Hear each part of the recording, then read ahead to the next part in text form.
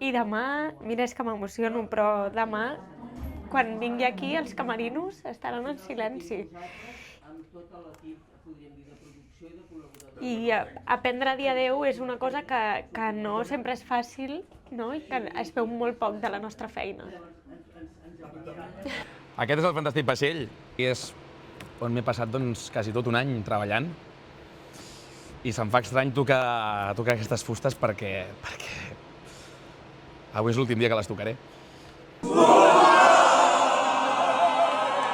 Pensar que serà l'última vegada que saltaré, l'última vegada que cantarem l'himne dels Pirates, l'últim perquè he plorat amb l'Alèxia.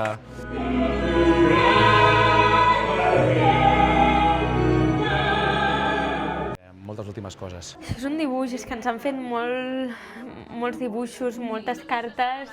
La veritat que hem rebut molt d'amor, que realment hem fet un viatge molt gran, molt intens.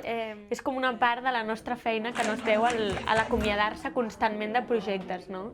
Compartint cada dia amb els companys, fent un viatge tan intens i de cop s'acaba. És com una espècie com de dol. Jo sí que sento...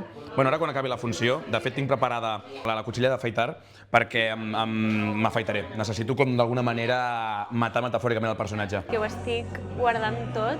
Això fins ahir era pràcticament un museu i ara ja doncs estic traient-ho tot i guardant-ho aquí a la caixa de la que seran els records de Maricel.